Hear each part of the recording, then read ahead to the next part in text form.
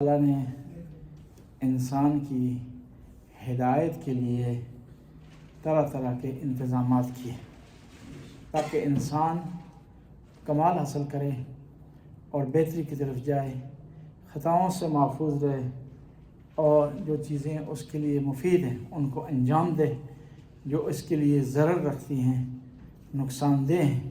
ان سے بچنے کی کوشش کرے۔ تو انبیاء بھیجے، کتابیں نازل کی اور انسان کو عقل سلیم سے نوازا۔ جب وہ انبیاء آئے ہیں یا نیک لوگ آئے ہیں، آئمہ اطہار تشریف لائے ہیں، تو انہوں نے اپنی زبان مبارک سے بھی تبلیغ کی اور اپنے عمل سے بھی، اور جو انہوں نے اپنے عمل سے تبلیغ کی اسے سیرت کہا جاتا ہے، اور اس سے متعلق کئی کتابیں لکھی گئی ہیں، سیرت النبی، سیرہ آئمہ اطہار علیہ السلام، سیرہ 14 معصومین۔ تو ان کتابوں میں ان کی عملی زندگی کو پیش کیا گیا۔ امام حسین نے بھی تبلیغ کی، ہدایت کا انتظام کیا اور اپنی سیرت کے ذریعے ہم تک پیغام پہنچایا، اپنے اخلاق کے ذریعے ہم تک پیغام پہنچایا۔ دو طریقہ کار ہوتے ہیں کسی تک کوئی پیغام پہنچانے کے، کسی کو سکھانے کے۔ دیکھیں نا، یہاں پر آپ امتحان دیتے ہیں تو دو طرح کے، ایک پریکٹیکل ایگزام ہوتا ہے اور ایک تھیوری ہوتی ہے، اور جو پریکٹیکل ایگزام ہوتا ہے وہ فائنل ہوتا ہے، وہی معیار ہوتا ہے نوکری کے لیے، وہی معیار ہوتا ہے ڈگری اور سرٹیفکیٹ لینے کے لیے۔ کیا پریکٹیکلی جو ہے وہ آیا وہ کام کر سکتے نہیں کر سکتے؟ ایک آدمی اگر ہر قسم کی تھیوری سے آتی ہے نا لیکن گاڑی نہیں چلا سکتا تو تھیوری اس کو فائدہ نہیں دے گی۔ آئمہ اطہار نے بھی اپنے سیرت کے ذریعے، اپنے اخلاق کے ذریعے، اپنے کردار کے ذریعے لوگوں تک پیغام پہنچایا۔ شجاعت کا میدان ہو، سخاوت کا میدان ہو، اخلاق ہو، ساری چیزوں میں آئمہ اطہار نے پیغام پہنچایا۔ ان کا ہر عمل کیا ہے، ہمارے لیے سیرت کا حیثیت رکھتا ہے، اخلاق کی حیثیت رکھتا ہے۔ اور پھر انسان کی پہچان اس کی سیرت ہے، اس کا عملی کردار ہے۔ دیکھیں نا، آپ سی وی بناتے ہیں، وہ صرف ایک پہچان کا عارضی ذریعہ ہے جس میں آپ لکھتے ہیں کتنی آپ نے تعلیم حاصل کی ہے، کہاں تک آپ نے تعلیم حاصل کی ہے، ایکسپیرینس آپ کا کتنا ہے، کہاں کہاں آپ نے کام کی، ایک سی وی بناتے ہیں نا، لیکن وہ صرف ذریعہ ہے پہچان کا۔ اس سے بڑھ کر یہ ذریعہ ہے کہ آپ کسی کے ساتھ سفر کریں، کسی کے ساتھ رہیں، کسی سے آنا جانا کریں، کسی سے تعلقات قائم کریں، تو وہاں مکمل طور پر اس کو آپ پہچان سکتے ہیں۔ تو امام حسین علیہ السلام کی جو شناخت ہے یا ان کی معرفت ہے، ان کی سیرت ہے، اس کو بھی جاننا ضروری ہے۔ جان کر اپنی زندگی میں عملی طور پر جو ہے اس کو جامہ پہنانا یہ بھی ضروری ہے۔ اخلاق، امام کے اخلاق کے حوالے سے کئی مثالیں جو ہے وہ تاریخ نے بتائی ہیں۔ ان میں سے سب سے بڑی مثال امام کا بچپنا ہے۔ امام حسین علیہ السلام، امام حسن تشریف فرما، ایک صحابی ہے، غلط وضو کر رہے ہیں، مسٹیک کر رہے ہیں۔ یا دو چیزیں ہیں، ایک یہ ہے کہ اس تک پیغام پہنچانا ہے کہ وہ غلط ہے، دوسرا یہ پیغام اچھے طریقے سے پہنچانا ہے تاکہ وہ مائنڈ نہ کرے، تاکہ برا اثر اس پر نہ پڑے، تاکہ وہ ضد میں نہ آ جائے، مخالفت میں نہ آ جائے۔ یہ ذرا امپورٹنٹ ہوتا ہے۔ بعض وقت کسی کو آپ ہدایت کرتے ہیں نا، ہدایت کی بجائے وہ الٹا برعکس جو ہے اثر لیتا ہے۔ وہ ایران میں نیا نیا انقلاب آیا تو بعض لوگ زیادہ سپر انقلابی ہو گئے، سپر انقلابی۔ ایک آدمی تھا، وہ نماز پڑھتے ہوئے تکبیرۃ الاحرام اس طرح پڑھتا، اللہ اکبر خمینی راہبر، نماز شروع کر دی، صحیح اس طرح نماز شروع کر دی، نماز میں شامل کر دیا۔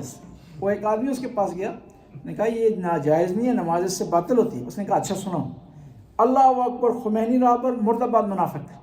اس کی طرح اشارہ کیا، پھر نماز شروع کر دی۔ یہ ضروری ہے کہ آپ کس طرح پیغام پہنچا رہے ہیں، کس انداز سے پیغام پہنچا رہے ہیں، اثر آپ کے پیغام کا کس طرح ہو رہا ہے۔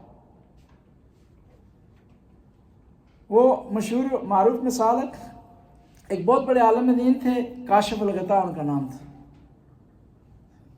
عراق کے تھے یا لبنان کے، اور بڑی کتابیں انہوں نے لکھی، اصل اصول شیعہ لکھی ہے انہوں نے کتاب، بڑی بڑی کتابیں لکھی، لبنان کے۔ یہ عربی لوگ جو ہے نیچے شلوار نہیں پہنتے، وہی چوگا لمبا ہوتا ہے، نیچے نکر پہنتے ہیں، شلوار نہیں پہنتے۔ ایرانی جب چوگا پہنتے ہیں شلوار پہنتے ہیں نیچے اس کی، اور ایرانی اچھا نہیں سمجھتے کہ جس نے نہ پہنا ہو شلوار نیچے نا چوگے کے اوپر جو لمبا ہوتا ہے، تو وہ جب ایران جانا چاہتے تھے، ظاہر شیعہ عالم دین تھے، شیعہ ملک کے جانا چاہتے تھے، تو ان کے جو ساتھی تھے نا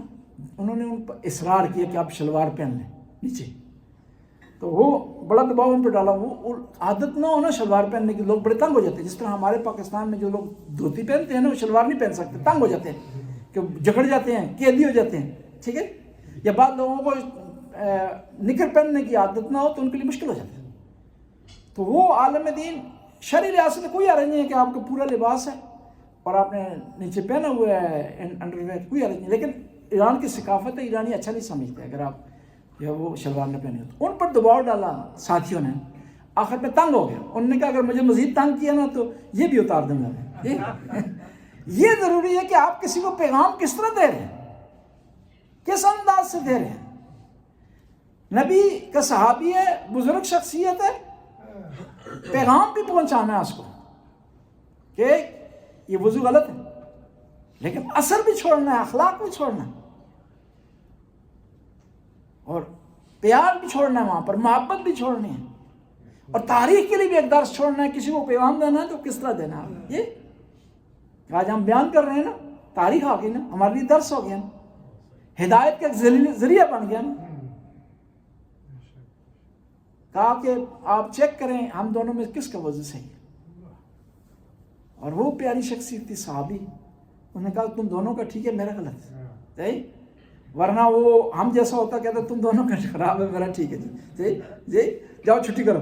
بلکہ ڈانٹتا بھی، نبی کے نواز سے ہو۔ جس طرح مشہور و معروف مثال ہے نا، ایک نئی بہو آئی گھر میں، تو اب وہ کام نہیں کر رہی تھی، نہ جھاڑو پوچھا کر رہی ہے، نہ صفائی کر رہی ہے، نہ کھانا بنا، بس بیٹھی ہوئی ہے بہو بن کر۔ اب ماں اور بیٹی نے کہا کہ کس طرح اس کو موٹیویٹ کریں کام پر نا، ٹھیک ہے، تاکہ یہ کام پر تیار ہو جائے اور محسوس بھی نہ کرے، جھگڑا نہ ہو۔ اب اس نے کہا کہ ہم دونوں کیا کریں گے، جھاڑو دینا شروع کریں گے، تو نے مجھ سے چھیننے کی کوشش کرنی، جھاڑو مجھ سے لینے کی کوشش کرنی، اور میں نے تجھ سے لینے کی کوشش کی، تاکہ یہ درمیان میں اس کو شرم آئے اور یہ کہے کہ نہیں آپ بزرگ ہیں، آپ گھر کے مالک ہیں، میں کرتی ہوں، تاکہ آہستہ آہستہ موٹیویشن میں آ جائے۔ تو انہوں نے لینا شروع کر دیا، چھیننا شروع کیا، تو وہ کھڑی ہو گئی، اس نے کہا آرام کرو، ریسٹ کرو، لڑائی کرنے کی ضرورت نہیں ہے، آج ماں صفائی کرے، کل بیٹی کرے۔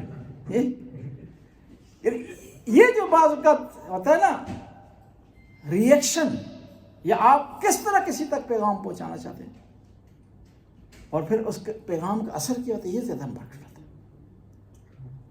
در مورد سیرت دوسرے خطبے کی طرف جاتے ہیں، انہوں نے وعدہ کیا کہ انشاءاللہ 2 بجے فکس ہم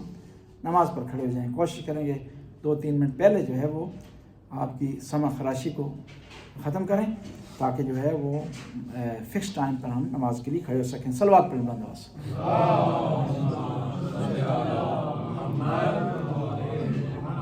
ایک جوان آیا ہے امام جعفر صادق علیہ السلام کی خدمت میں،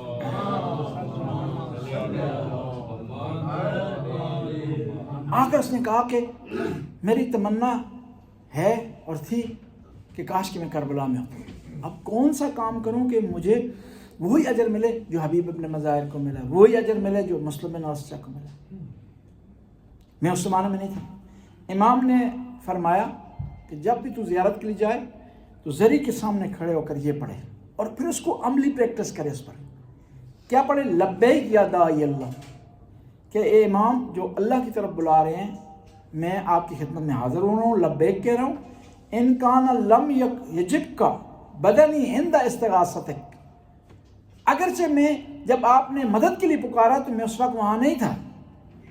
لیکن ابھی میں آپ کو اپنے دل کے ذریعے، اپنے کانوں کے ذریعے، اپنی آنکھوں کے ذریعے، اپنے نظریے کے ذریعے اور اپنی طلب کے ذریعے، تمنا کے ذریعے آپ کی مدد کرنا چاہتا ہوں، آپ کے استغاثے پر لبیک کہنا چاہتا ہوں، اپنے آپ کو آپ کے لیے تسلیم کرنا چاہتا ہوں۔ یہ اس صورت میں ہوگا کہ ہمارا دل، ہماری آنکھیں، ہمارے کان، ہماری چاہت، ہمارا من وہ امام حسین علیہ السلام کے ساتھ، اور امام حسین علیہ السلام کی سیرت پر چل رہا ہو، امام حسین علیہ السلام کو فالو کر رہا ہو، امام حسین کی پسند کو اپنی پسند بنایا جائے، امام حسین کی ناپسند کو اپنی ناپسند بنایا جائے، تو تب جو ہے وہ ہم کہہ سکتے ہیں کہ ہم بھی اسی راستے پر ہیں جس راستے پر حبیب ابن مظاہر تھے، مسلم بن اوسیہ تھے۔ کیوں کہ امام حسین علیہ السلام کی دعوت، ان کی پکار، ان کا استغاثہ وہ کسی زمانے اور خاص جگہ کے لیے مختص نہیں ہے، محدود نہیں ہے، وہ ہمیشہ کے لیے ہے، ہر فرد کے لیے، ہر قوم کے لیے، ہر جگہ کے لیے۔ جب ہر جگہ کے لیے، ہر قوم کے لیے، ہر فرد کے لیے، تو ہم بھی اس میں شامل ہیں۔ جب گناہ کی طرف ہماری آنکھیں اٹھیں تو فوراً ذہن میں آ جائے کہ ہم امام حسین کو فالو کرنے والے، کان موسیقی کی طرف راغب ہوں تو فوراً ذہن میں آ جائے میں نہیں سن سکتا ہوں، کیوں کہ میرے امام نے اس سے منع کیا۔ دل بھٹکنے کی کوشش کرے تو فوراً ذہن میں آ جائے کہ میں تو وہ ہوں جو روزانہ نماز میں پڑھتا ہوں، یا لیتنا کننا معاک، روزانہ دعا میں پڑھتا ہوں، تو کیسے ہو سکتا ہے کہ میں حسین سے جدا ہو جاؤں، حسین کے لشکر سے نکل کر یزید کے لشکر میں چلا جاؤں۔ بسم اللہ الرحمن الرحیم، الحمد للہ الذی لا یبلغ مدحتہ القائلون ولا یحصی نعماہ العادلون۔